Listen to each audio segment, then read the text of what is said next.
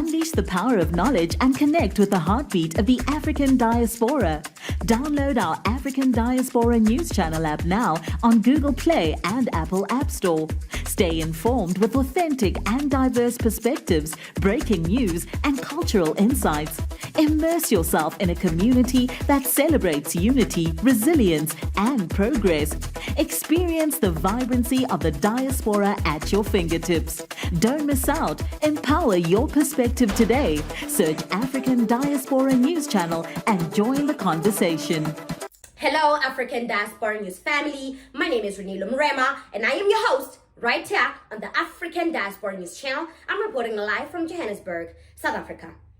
The tension between Rwanda and South Africa has escalated to a boiling point, with Kagame accusing Ramaphosa of lying and distorting facts. President Paul Kagame has dismissed what South African President Cyril Ramaphosa said about the conflict in the Democratic Republic of Congo, accusing him of distorting their discussions. Kagame criticized Ramaphosa and South African officials after the fall of Goma to M23 rebels, particularly because they said Rwanda's military is escalating the conflict. Kagame has lashed out at South African counterpart Cyril Ramaphosa after Ramaphosa accused Rwanda of backing the M23 rebels behind the escalating crisis in the Eastern Democratic Republic of Congo this week. Kagame has accused Ramaphosa of lying and warned of possible confrontation. South Africa has troops deployed in the war-torn Democratic Republic of Congo as part of a UN peacekeeping mission there, as well as in a separate deployment by the Southern African Development Community, or SADC, aimed at backing up Congolese forces fighting the M23 rebels. But Pretoria is under pressure this week after 13 South African soldiers were killed in a recent surge in fighting that resulted in the M23 militia, which Rwanda is widely accused of backing, making a rapid advance and seizing partial control of the key city of Goma in North Kivu province on Sunday night. Ramaphosa said in a written statement on Wednesday that the M23 and what he called a Rwandan Defense Force militia were responsible for the casualties, while his Minister of Defense, Angie, went one step further. She said in a statement, and I quote, "It's just that at that stage, when they were firing above our heads, the president did warn them to say, if you are going to fire, we'll take it as a declaration of war."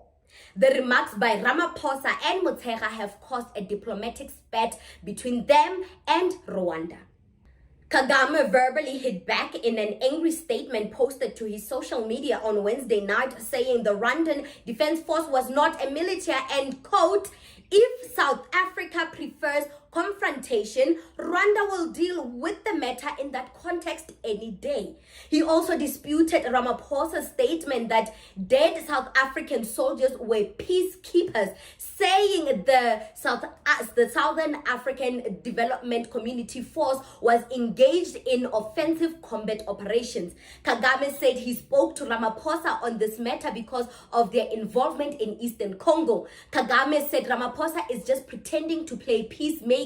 He is there to fuel the fire into an already fiery situation, and he clarified that the M23 rebels are not Rwandans after South African Foreign Minister Ronald Lamola directly blamed Rwanda for backing M23 rebels after UN experts said Kigali is directly involved with the M23 and are responsible for the death of South African soldiers.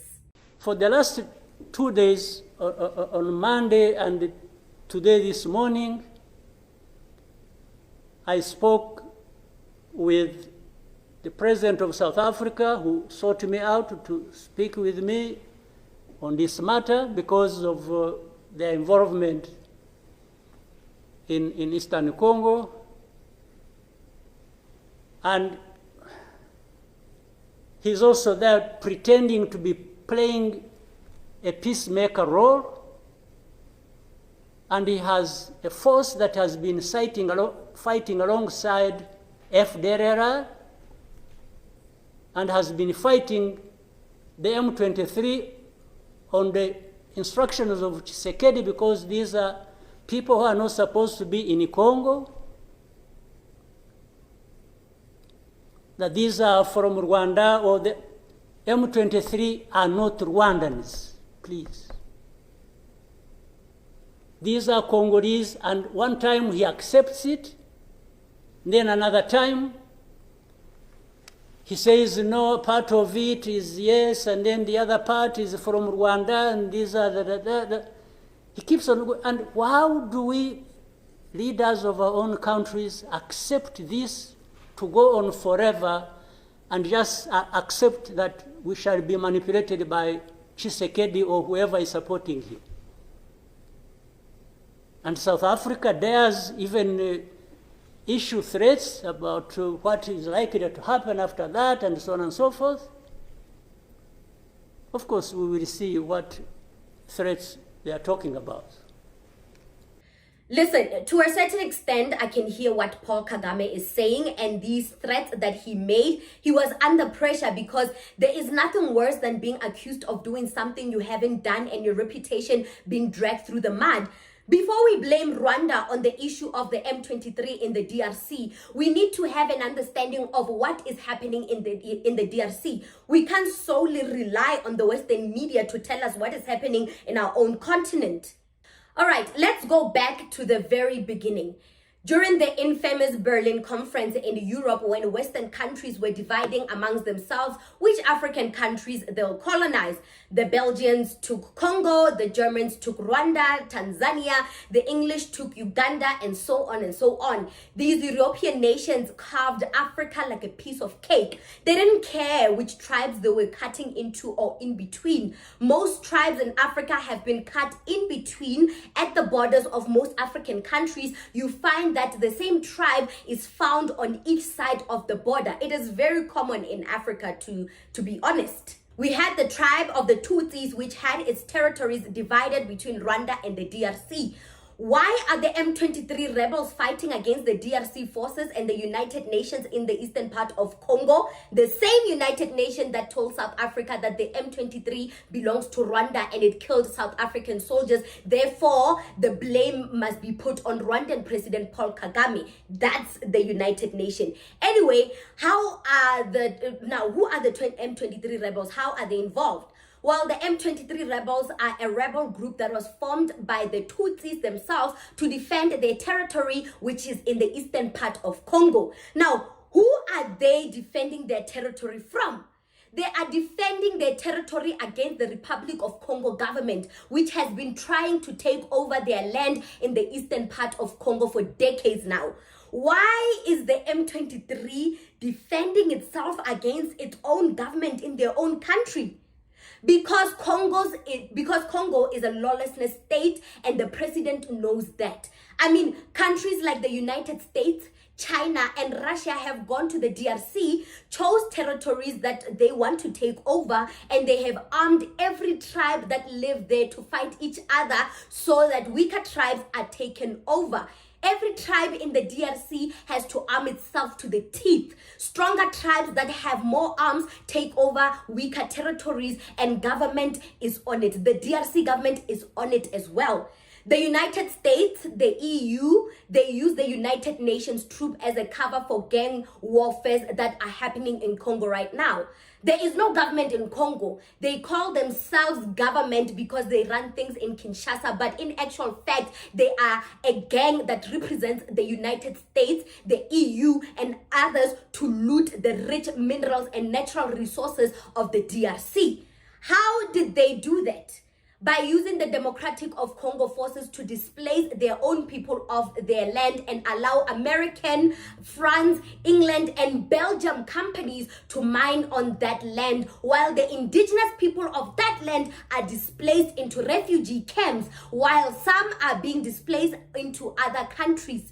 Generations are born outside the Congo because they can't go back home. They've been displaced by the government of the DRC. Their lands are being guarded by the gun. They are being guarded by the government under the watch of the Democratic Republic of Congo government ran by Felix Tshisekedi. This is why the Tutsis, the M23 in the eastern part of Congo, are armed and fighting to defend their land, because if you are not armed in Congo, as a tribe, you are dead. Especially if you have a rich land like the eastern part of Congo, which belongs to the Tutsis, which is rich in minerals that are needed in advancing modern day technology like your cell phones and these expensive German cars.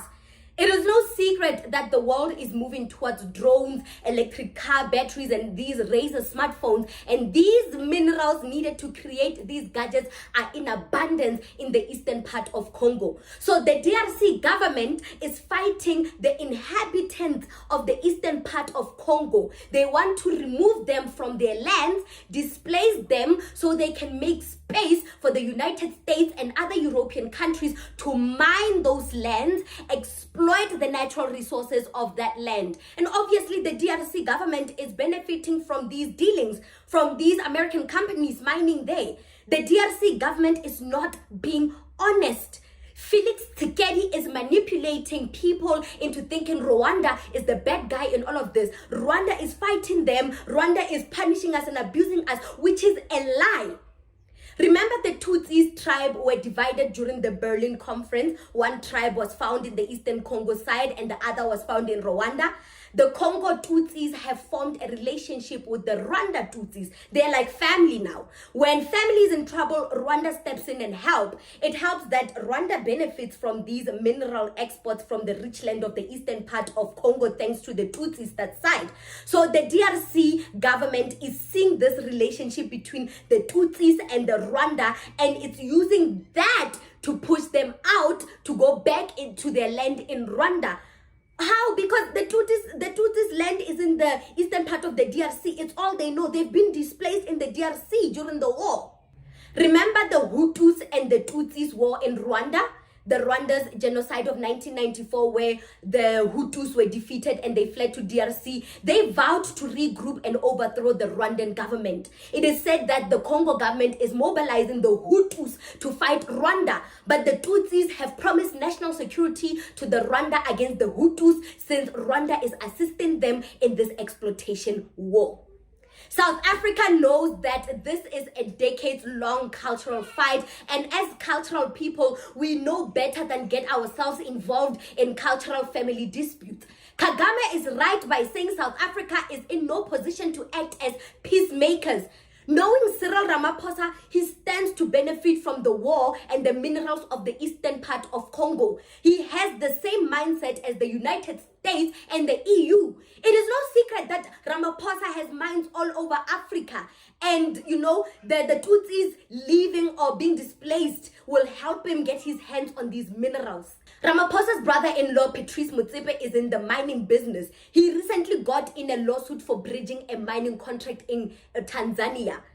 Ramaphosa has no problem with having black people's blood on his hands for his financial benefit. If black people in Congo are an obstacle preventing him from getting his hands on those minerals, he will kill them. He has done it before with the Marikana people, where he killed 34 black miners from Lone Mill Mine, a mine that he owns, by the way. He killed them because the miners were asking for a wage increase. Imagine that. If he can kill people from his own country, what more are the Tutsis and the Rwandans?